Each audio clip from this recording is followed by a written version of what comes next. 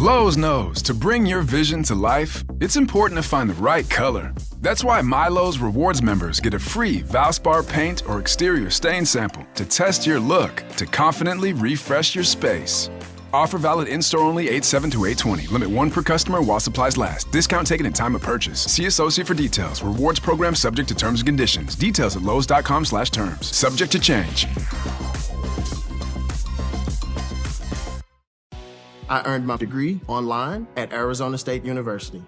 I chose to get my degree at ASU because I knew that I'd get a quality education, they were recognized for excellence, and that I would be prepared for the workforce upon graduating.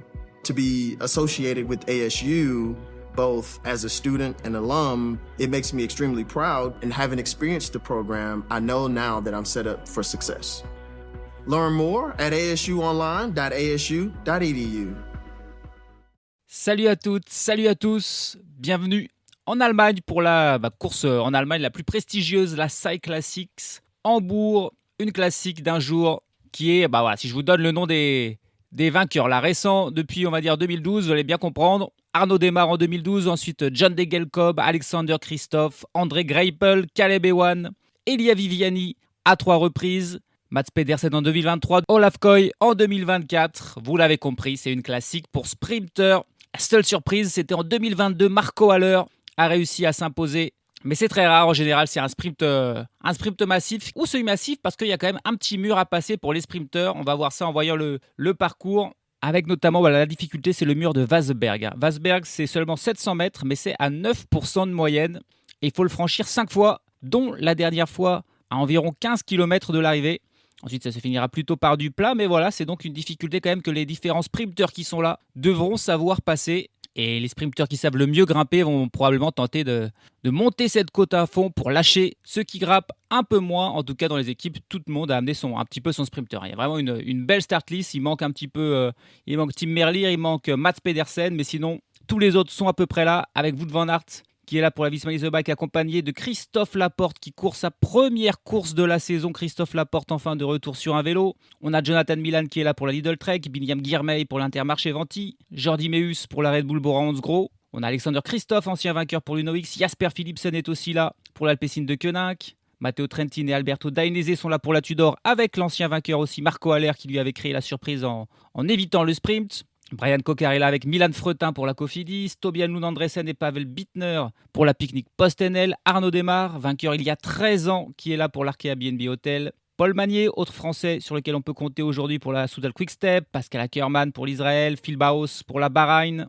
on a Marine Vandenberg pour l'IF Education Easy Post, Axel Laurence est là avec Ben Swift et Connor Swift pour Ineos Grenadier, Sam Bennett pour la Decathlon, Arnaud Delis aussi pour la Lotto, des sprinteurs avec Kesbol, Mac Tennyson, Ballerini pour l'XDIS, Paul Penouet pour la Groupama FDJ, et même la Team Emirates est venue avec son petit sprinter maison Juan Sebastian Molano. Mais il y a aussi Isaac Del Toro, très bon puncher qui pourrait avoir son coup à jouer. On a encore Fernando Gaviria pour la Movistar, Giacomo Nizzolo pour la Q36.5 ou Max Walscheid pour la Jacko Alula. Voilà, toutes les équipes ont amené un sprinter. On s'attend donc à une arrivée groupée, un sprint aujourd'hui dans cette Cyclassic Hambourg. C'est une des classiques les plus récentes. Ce n'est que la 28e édition de cette course en Allemagne. Et voilà, et on va voir si, comme attendu, on aura notre petit sprint à la fin, ou si cette côte-là, à 9% de moyenne quand même, fera des dégâts et nous livrera peut-être un sprint en comité un peu plus réduit. On va voir tout ça. Chute de Bellocchi juste devant Armstrong qui est parti dans le terrain. Et attaque de Pierre Roland. Voilà ce que nous disons depuis le début de ce Tour de France. Une chute terrible. Christopher Froome à pied. Mais quelle image du Tour. On n'a jamais vu ça. 100% cyclisme, le podcast du vélo en direct. Ça va Marion? Désolé. Allez, c'est parti pour cette classique pour sprinter. Donc, c'est une des courses les plus prestigieuses pour les sprinters de remporter les courses d'un jour. Cette Cyclassic Hambourg qui a beaucoup changé de nom. Désormais, on devrait même dire l'ADAC Cyclassics Hambourg. Auparavant, c'était la BMR Cyclassics. Ça, c'est des questions de sponsors. Et la liste des anciens vainqueurs le prouve à quel point elle est prestigieuse. Même si aujourd'hui, on note que les anciens vainqueurs, le tenant du titre, Olaf Koy, n'est pas là. Pas plus que Mats Pedersen, vainqueur il y a 2 ans. Caleb Ewan et André Greipel, qui ont pris leur retraite, ne sont évidemment plus là.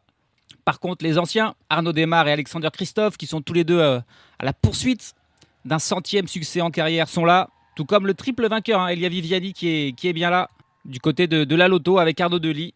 Marco Haller est aussi encore là pour la Tudor. Mais bon, les plus grands favoris aujourd'hui, c'est probablement Jonathan Milan, deuxième l'an passé derrière Olaf Koy, Jasper Philipsen, évidemment, et puis Wout van Aert, cette côte-là qui pourrait l'avantager, pourrait tenter de faire la différence. Mais un sprint, on sait que c'est souvent chaotique. On se rappelle notamment la victoire de Molano, par exemple, cette saison, sur la classique Bruges-La Panne, qui s'était terminée dans le chaos avec 3-4 chutes. Il n'y avait plus que 15 coureurs dans le peloton à la fin. On espère que ce ne sera pas comme ça aujourd'hui, mais c'est la preuve que dans ce genre d'épreuve, il peut y avoir aussi des surprises. On va voir ce qu'il en sera. Il n'aura pas fallu attendre longtemps pour voir l'échappée se former là. Quelques kilomètres seulement, et on a 4 coureurs à l'avant qui sont sortis, ça y est. C'est Dries de Potter, le Belge de l'Intermarché Venti, Johan Jacobs, le Suisse, de la Groupama FDJ, Nelson Oliveira, le Portugais de la Movistar, et Rory Townsend, le champion d'Irlande, qui lui roule pour la Q36.5. 4 coureurs qui sont sortis et qui vont tenter de résister un petit peu au peloton, même si toutes les équipes ont un sprinter, donc toutes les équipes vont collaborer probablement pour ne pas leur laisser un trop grand avantage. Mais le seul moyen de réussir une fois, c'est d'essayer. Et c'est ce que font ces 4 coureurs là, qui sont sortis. Ils ont déjà plus d'une minute d'avance sur le peloton alors qu'on est parti depuis une dizaine de kilomètres. On a notre scénario classique d'une étape pour sprinter. Là vraiment, les 4 coureurs devant ont pris plus de 5 minutes d'avance et ça y est, ce sera l'écart maximal qu'ils auront. Ça commence à rouler derrière avec pas mal d'équipes. L'Alpecin de Koenig de Jasper Philipsen, la Lidl Trek de Jonathan Milan. On a aussi la Team Emirates de Molano, mais aussi de Del Toro qui roule, et aussi la Soudal Quick Step de Paul Magnier, sur lequel on compte, on croit. Lui qui vient de remporter une étape sur le Tour de Pologne. Donc quand il y a déjà ces équipes-là qui commencent à travailler, on a beau avoir 5 minutes d'avance, on sent que ça va être très compliqué pour les hommes de devant, mais bon, ça reste un avantage non négligeable. Et puis on rappelle que c'est quand même pas tout à fait plein ce parcours. Une fois qu'on est dans la boucle désormais là autour d'Hambourg, on passe ce Wasberg à 6 reprises, donc il y a en plus d'autres petites côtes un peu moins dures, mais voilà, c'est pas tout à fait plat. Et ça peut avantager des échappés qui sont partis pour une longue journée à l'avant là. 115 km de l'arrivée, et c'est le premier passage sur le Wasberg. Et c'est, en plus d'être pentu, c'est vraiment une toute petite route. Donc un peloton passe pas de front.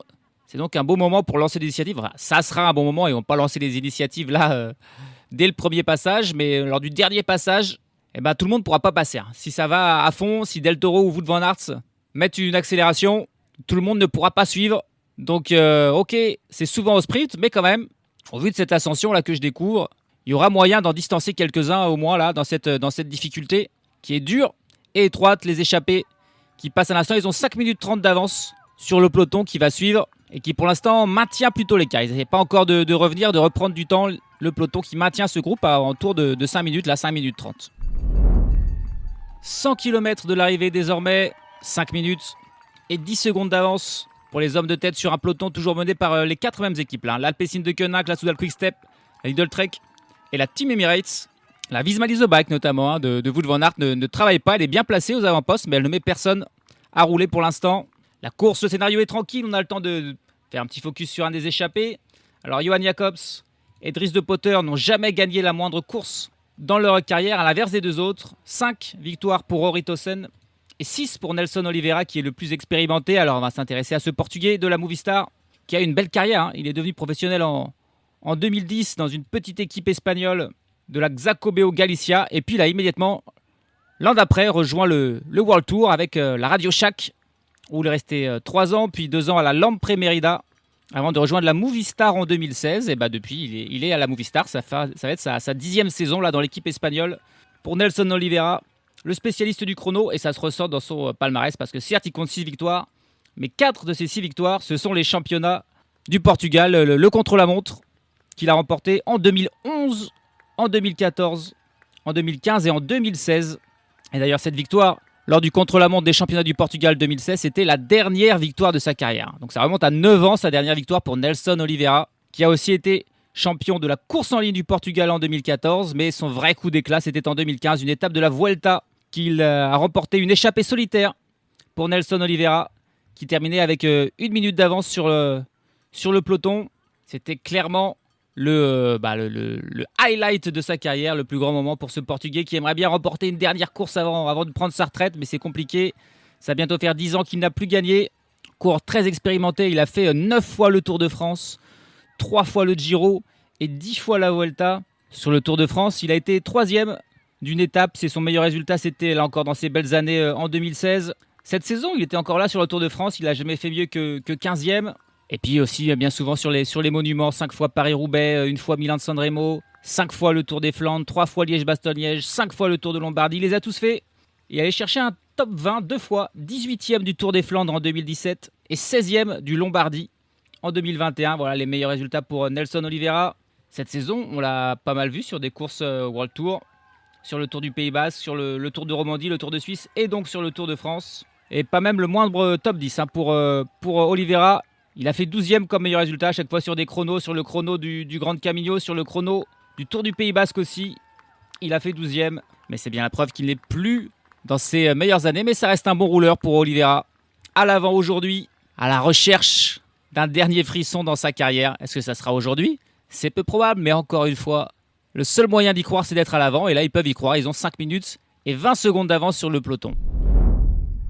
Troisième ascension du Wasberg, on est à 64 km de l'arrivée et l'écart qui commence à fortement diminuer. Plus que 3 minutes 30, le peloton qui monte ses ascensions à vive allure. On voit notamment l'XDIC Astana Team là, qui met un rythme terrible, l'équipe Astana. Je ne sais pas quel est le plan de cette équipe, mais clairement, ils durcissent la course et ça fait mal. Ça commence à lâcher à l'arrière et là, ça lâche pour Jonathan Milan. Oh oui, Jonathan Milan, là, il a l'air même d'exploser quasiment Milan là. Il pioche Milan, il est distancé. Oh, il ne reviendra pas. Ah, je pense pas qu'il reviendra, Jonathan Milan, là. Il a l'air même pas de s'efforcer de rester dans les roues des autres. Il est distancé, Milan, là. Dans ce peloton, c'est le premier sprinter qui est pas n'importe lequel. C'était un des favoris du jour, 2e l'an passé. Et là, il est distancé, même s'il revient. Je vois pas comment il pourrait suivre ensuite, alors qu'on doit grimper cette difficulté encore à 2 reprises. Et qu'est-ce qui se passe à l'avant du peloton ? Il y a un groupe qui est sorti là. Ah ouais, là ça a peut-être même attaqué. Il y a Matthias Vacek, il y a un coureur du Noix, Cofidis, Bahrain Victorious, Lotto, 5 coureurs là qui sont partis, qui sont sortis du peloton. Ils ont profité de cette ascension. C'est aussi peut-être pour ça que c'est devenu très dur et que Milan a lâché. Et que j'ai vu aussi du Giacomo Nizzolo pour la Q36.5 en difficulté. Il n'y aura pas un sprint massif entièrement. Aujourd'hui, s'il y a un sprint, il sera dans un groupe quand même un petit peu réduit. Et en tout cas, c'est intéressant de voir que Vacek, dès que Milan a lâché, hop, il a attaqué. Il a peut-être informé ses coéquipiers qu'il ne fallait pas compter sur lui, il fallait tenter une nouvelle stratégie. Du coup, Vacek a attaqué.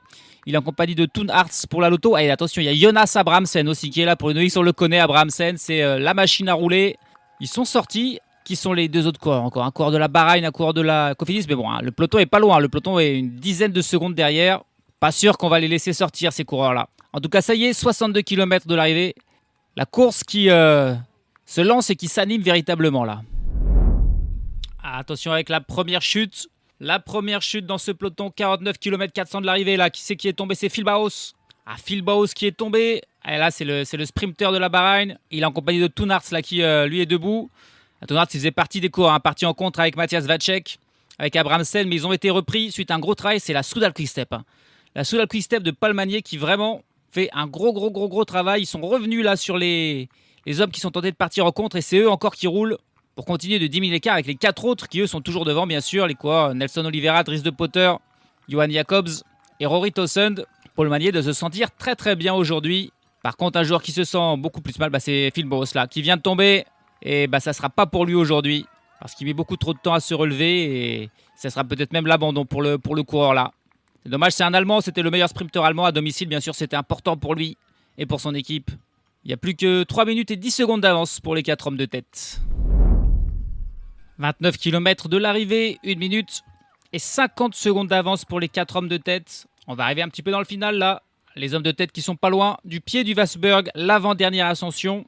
De cette difficulté où il y a des passages à plus de 13%, donc c'est quand même vraiment dur. Ils ont encore près de 2 minutes d'avance, moins de 30 km de l'arrivée, c'est quand même intéressant pour les hommes de tête. On va voir s'ils ont gardé suffisamment de force pour creuser dans ce Wasberg, parce que ce qui est intéressant pour eux, c'est que derrière, oui, le peloton doit rouler pour revenir sur eux, mais ne pas non plus rouler trop vite pour lâcher leurs sprinteurs attitrés, les équipes. Donc faut faire attention, on va voir ce qui va se passer, on va voir aussi si les coureurs qui, eux, grimpent très bien, des Van Aert, des Del Toro, des Marc Hirschi qui est aussi là vont tenter quelque chose. Et tiens, là, une attaque dans les échappées, c'est Johan Jacobs, le Suisse de la Groupama FDJ, qui décide d'attaquer dans cette difficulté dans le Wasberg. Il va passer là en tête au sommet. Il a un petit peu lâché les 3 autres. C'est la fin de la bonne entente malheureusement devant. Et allez, le peloton qui arrive lui au pied de la difficulté. Et c'est Matthias Vacek qui est en tête et qui monte, forcément. Jonathan Milan n'est plus là. Et du coup, la Lidl Trek qui doit complètement changer de stratégie. Et la stratégie, c'est de monter le plus vite possible. C'est pas grave si on lâche des sprinteurs. Puisque, au contraire, c'est mieux si on lâche des sprinteurs. Puisque Milan n'est plus là. Et là, Vacek, il fait un énorme effort. Il n'y a qu'un coureur de la Lotto qui arrive à le suivre. Ça lâche pour Pascal Ackermann. À l'arrière, on voit William Guilhermet qui est plutôt bien placé. Mais pour l'instant, il n'y a qu'un coureur de la Lotto qui peut suivre Vacek. Et là, ça explose. Ça explose dans ce peloton. Ouais, Vacek qui détruit tout. C'est monté au sprint. Et forcément, ça va faire des gros dégâts. Ce n'est que l'avant-dernière ascension. Il y a beaucoup de sprinteurs là qui vont lâcher. Parce que Vacek, il donne tout ce qu'il a pour lâcher le plus de grosses cuisses possible. Encore une fois, là, l'effort de Matthias Vacek. Il a entraîné des coureurs derrière lui pour une espèce d'échappée secondaire. Une quinzaine d'hommes qui ont réussi à sortir du peloton, mais ça ne travaille pas bien. Ça ne travaille pas bien et le peloton qui est encore conséquent quand même, peut-être bien encore 60-70 coureurs, qui va revenir sur ce groupe de 15 coureurs où il y avait aussi William Guilhermet, il y avait Del Toro, il y avait McNulty avec Matthias Vacek, il y avait Rasmus Stiller. Mais ça devrait se regrouper. Et devant aussi, ça s'est regroupé. Les 3 autres coureurs sont revenus sur Johan Jacobs. On recommence à travailler ensemble, mais il n'y a plus qu'une minute et 2 secondes d'avance pour ces 4-là, à 23 km de l'arrivée. La dernière ascension du Wasberg, la dernière occasion de faire des différences, de lâcher les sprinteurs, les échappés qui sont dedans, le peloton qui ne suit pas très loin derrière. Il a 45 secondes derrière, ouais, ça monte au sprint. Et tiens, c'est Marc Hirschi, voilà, qui est en tête de ce groupe. Et Matthias Vacek aussi qui retourne. Il a Del Toro qui le suit dans sa roue. Et voilà, c'est les punchers qui se montrent. Et ça monte encore plus vite que tout à l'heure. Ah, ça va être très dur pour les sprinteurs là. Il y a Guilhermet qui est pas mal, mais c'est à peu près le seul sprinter que je vois dans les 10 premiers. Je vois pas de Visma. Jasper Philipsen, je le vois pas du tout. Ah, Wout van Aert, ça y est, il passe maintenant. Il est au moins en 25e, 30e position. Et là, c'est un peu chacun pour sa peau là. C'est chacun pour sa peau. Christophe est beaucoup plus loin. Ça va être compliqué. Arnaud Démare qui passe juste maintenant. Alors maintenant, comment ça va jouer? Derrière, voilà, on a un trio, Del Toro avec Matthias Vacek et un coureur de la Soudal Quick-Step, mais ça travaille pas ensemble. Est-ce que c'est Paul Magnier là qui est là avec Del Toro et Matthias Vacek? Ouais, c'est Paul Magnier qui est là. La preuve qu'il était vraiment en forme, mais il ne roule pas. Il a confiance en son sprint, donc ça l'inquiète pas s'il y a des sprinteurs peut-être qui reviennent de l'arrière. Il attend au moins un équipier avec lui. Du coup, ça revient un petit peu de l'arrière. Allez, 10, encore une fois, un groupe de 10 coureurs. Un groupe de 10 coureurs qui est sorti. Et le peloton principal qui semble plus loin. On ne les voit pas à l'arrière. On est dans la descente désormais. Ça y est, c'est fini pour le Wasberg. Qui on a pour la Team Emirates avec Del Toro. Il y a un autre de UAE. C'est Antonio Morgado qui est peut-être bien là. Pour l'instant, ils ne sont pas revenus sur les échappés qui ne sont plus que 3. Dries de Potter a lâché. Il reste encore Johan Jacobs, Nelson Oliveira et Rory Tossens. Qui doivent avoir 25 secondes d'avance sur ce groupe d'une dizaine de coureurs. Mais qui ne travaillent pas très bien. Ça se regarde, ça se jauge. Et derrière, ça tente de revenir bien sûr pour le peloton en file indienne, ce qu'il en reste. Ça risque encore de se regrouper parce qu'il reste encore 14 km, relativement plat. On ne s'engage pas là dans ce groupe parti en contre et du coup, ça va probablement revenir encore une fois de l'arrière malgré les énormes efforts fournis dans cette dernière ascension. Allez, au moment où ça se rejoint, donc le peloton, une trentaine de coureurs qui revient sur les 10 qui étaient sortis. Il y a Marius Mayhofer pour la Tudor qui tente de sortir, mais il y a des équipes qui tentent de contrôler. L'Alpecin de Koenig qui tente de contrôler. Est-ce que ça veut dire que Jasper Philipsen est toujours là? Ils ont aussi Caden Groves dans leur équipe. On sait que c'est un bon grimpeur, donc il y en a au moins un des deux qui est dans le peloton. Roule pour l'UNOX avec Rasmus Stiller qui est un bon sprinter et lui sûr est là. Est-ce que Alexander Christophe est encore là? Wout van Aert est là, Guilhermet aussi. On a donc plus qu'un peloton de 30-40 coureurs. À la poursuite encore des 3 hommes à l'avant, qu'il faut quand même rattraper. Quinzaine de secondes d'avance pour ces 3 hommes à 8 km de l'arrivée. Il n'y a plus beaucoup d'équipiers pour les sprinteurs. Attention quand même à ne pas se faire avoir là. 5 km de l'arrivée, 21 secondes d'avance pour les 3 hommes de tête qui font vraiment un super travail. Attention, parce que voilà, dans le peloton, ce qu'il en reste, il n'y a pas beaucoup d'équipiers, il y a des sprinteurs. J'ai pas cité Marit Vandenberg est là, Brian Kokar aussi. On a Tobias Lund Andresen qui est là, Danny Van Poppel. Mais peu d'équipiers, il n'y a que l'Alpecin de Koenig qui est là qui travaille. On a eu un dernier relais d'un équipier de William Guilhermet pour l'Intermarché Venti qui s'est cramé. Parce qu'on commence à être un petit peu inquiet pour revenir sur cette échappée de devant. Et bien sûr, les sprinteurs, ils ne peuvent pas aller rouler et s'épuiser et ne plus avoir de jus pour le sprint. Donc c'est dangereux. L'avantage, bien sûr, dans ce genre de situation est toujours pour le peloton. Mais s'il les échappait, s'il y a un coureur là encore un petit peu de jus peut-être pour sortir en solitaire, il y aurait peut-être encore un petit espoir pour les 3 hommes de tête. Plus que 2 km, ils ont encore 12 secondes d'avance, les 3 hommes de tête. Bien sûr, quand ils se retournent, ils voient le peloton qui est là. Quand ils se retournent, ils peuvent le voir, les 40 coureurs qui sont encore là dans ce peloton. Avec beaucoup de sprinteurs encore présents, ils ne sont pas tous là. Mac Tennyson, tiens, je viens de voir, qui est encore là aussi pour l'XDC Astana. Et on approche de la flamme rouge et il y a toujours ces 10 secondes. Il y a toujours ces 10 secondes. Pour l'instant, ils travaillent magnifiquement ensemble. Alors, a priori, le meilleur sprinter des 3, c'est Rory Townsend, l'Irlandais. Mais les 2 autres qui sont des rouleurs, Johan Jacobs et Nelson Oliveira, qui continuent leurs efforts malgré tout. J'ai l'impression que le peloton est même un petit peu en train de se relever là. Ah ouais, le peloton, ça s'organise plus. L'Alpecin de Koenig arrêté. Un coureur de la Soudal Quick-Step qui est même quasiment un petit peu sorti du peloton. Ça devient compliqué. On a passé la flamme rouge. Il y a toujours ces 10 secondes. Ah là, est-ce que ça va être cruel pour les échapper? Est-ce qu'ils vont faire reprendre à 300 mètres de la ligne? C'est la Decathlon AG2R qui roule désormais. Qui a la Decathlon? Est-ce que Sam Bennett est encore là? Ça serait étonnant. Il y a encore, par exemple, peut-être Bastien Tronchon qui est là. Mais faut revenir sur les 3 hommes de tête. C'est pas fait. On est dans le dernier kilomètre et on est déjà en train de lancer le sprint, peut-être pour la Red Bull là. Et Rory Townsend qui décide de lancer, ça y est, à son tour, c'est maintenant. On est dans les 500 derniers mètres. Est-ce que l'échappée va créer la surprise? Townsend qui est sorti, il a lâché les 2 autres. C'est Townsend contre le peloton désormais, qui est en train de revenir avec, ça y est, Paul Magnier qui lance son sprint. Ça lance aussi pour Arnaud Delis. Paul Magnier qui est en train de revenir, mais Rory Townsend qui va résister. Rory Townsend qui va s'imposer. La victoire de Rory Townsend. L'échappée qui est allée au bout. Arnaud Delis, Paul Magnier étaient en train de revenir, mais ils n'ont pas pu le dépasser. Le champion d'Irlande qui vient créer l'énorme surprise. Le cours de la Q36.5 Pro Cycling Team. Cette équipe de seconde division qui a remporté assez peu de succès, à l'exception de ceux de Thomas Pidcock cette saison, et qui là vient faire un énorme coup. C'est aller au bout. C'était, on l'avait dit, le meilleur sprinter des 3. Il peut dire un grand merci à Johan Jacobs et Nelson Oliveira qui ont joué le jeu jusqu'au bout et qui n'ont tout simplement pas pu suivre quand Rory Townsend a accéléré à 400 mètres de la ligne. Et le peloton, il était un tout petit peu trop loin. Il n'y avait pas assez d'équipiers. Ils ont trop joué avec l'échappée. Et l'échappée qui est allé au bout. Incroyable. Ah, c'est cruel pour Oliveira et Jacobs qui ne seront même pas dans le top 10. Et eux, ils se sont fait avaler par le peloton. Et Rory Townsend, lui, il en avait gardé un tout petit peu. Et il résiste à Delis, à Magnier, à Philipsen qui était encore là, à Danny Van Poppel. Et il n'en revient pas. Il se prend, il n'a même pas le temps de lever les bras, il se prend juste le casque dans les mains. Il n'en revient pas, Rory Townsend, le champion d'Irlande, il est sous le choc. Il est halluciné, Rory Townsend. Ça arrive très rarement, mais des fois je le dis, l'échappée a une petite chance. Et aujourd'hui, c'est une des rares fois de la saison où ça arrive. Il fallait être dans le bon coup. Il est parti quasiment dès le kilomètre 0 avec ses 3 compères. Et a s'est tenu jusqu'au bout pour Rory Townsend. Incroyable. Il ne s'est pas fait, comme ça arrive parfois à l'échappée, soufflé sur la ligne par le peloton. Il a résisté.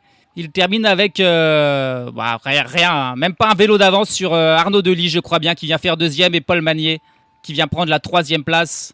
Les sprinteurs se sont fait avoir par l'échappée aujourd'hui. Victoire de Rory Townsend. Ça arrive pas souvent, mais ça fait plaisir quand ça arrive, l'échappée, la partie dès le début de course et qui va au bout. Un petit peu comme l'a fait par exemple Jonas Abrahamsen sur le Tour de France. Cette fois-ci, c'est sur une classique et c'est Rory Townsend, l'Irlandais. Alors, je suis un petit peu dégoûté d'avoir fait mon focus sur Nelson Oliveira et pas sur lui. J'hésitais entre les deux parce que c'est lui qui vient s'imposer. La 6e victoire de sa carrière et évidemment clairement la plus belle. Auparavant, sa victoire la plus prestigieuse, c'était sa victoire sur la Route Tourangelle, une classique en France. Pas forcément la plus connue des courses. Il s'était imposé dans un sprint massif devant des coureurs comme Gerben Tjersen, comme Arvid De Klein, comme Paul Pennoet ou Emilien Janière. Et aujourd'hui, le plan, je pense, c'était plutôt de faire le sprint et de voir s'il pouvait aller chercher un top 10. Il s'est retrouvé finalement dans l'échappée et il a résisté jusqu'au bout. Et ensuite, forcément, lui, il avait le sprint pour finir, ce que n'avaient pas Nelson Oliveira et Johan Jacobs, les rouleurs. Et ensuite, il a résisté donc au retour du peloton qui termine à quelques mètres dans la roue de Rory Townsend, l'Irlandais. Sa première victoire, bien sûr, au niveau World Tour. C'est Arnaud Delis qui fait 2e. À la fois, doit être content de sa performance, d'avoir remporté ce sprint-là, mais déçu qu'il y ait encore un échappé. Il est passé pas loin d'une belle victoire, Arnaud Delis. Paul Magnier, son équipe a beaucoup travaillé. Le Français qui vient faire 3e et vient devancer quand même un Jasper Philipsen, 4e. Danny Van Poppel, 5e. Le top 10 complété par Fred Wright, Antonio Morgano, William Guillermey, Mathis Louvel et puis Wout van Aert qui vient faire seulement 10e. C'était un peloton de 36 coureurs qui est arrivé à l'arrivée et qui s'est disputé non pas la victoire mais la 2e place. On va quand même parler de Johan Jacobs qui fait 35e, Nelson Oliveira 37e, et puis Dries de Potter aussi, 40e, qui, ce sont ces 3 coureurs qui ont permis finalement à un autre coureur d'une autre équipe de s'imposer, Rory Townsend. Il doit être, ça doit être bizarre les sentiments dans la tête de ces coureurs quand on était dans l'échappée qui va au bout mais qu'on n'est pas celui qui conclut, ça doit être quand même dur. Et puis le dernier du jour, Pépin Renderick pour la Soudal Quick-Step à 7 minutes et 47 secondes, il termine 127e. Et dernier, ce qui veut dire qu'on a eu pas mal d'abandons, une 40aine d'abandons avec des sprinteurs comme Fernando Gaviria, comme Jonathan Milan qui n'a pas fini, comme Caden Groves ou Sam Bennett qui ont donc abandonné, qui n'ont pas disputé ce sprint final attendu et qui finalement n'a pas vraiment eu lieu puisque c'est Rory Townsend qui s'impose et qui crée véritablement l'énorme surprise. Prochain rendez-vous sur 100% cyclisme, c'est le Tour du Benelux avant la Vuelta et plutôt pendant la Vuelta. Pendant le début de la Vuelta, il y a le Tour du Benelux qui s'appelle désormais le Renewi Tour et que bien sûr on va suivre sur 100% cyclisme. Et ensuite ce sera la Vuelta, le dernier grand tour de l'année avec une belle start list et un duel peut-être attendu entre Vingegaard et Joao Almeida. Mais il y aura plein d'autres outsiders, on a hâte. Ça commencera dans une semaine. Allez, salut à tous, salut à toutes.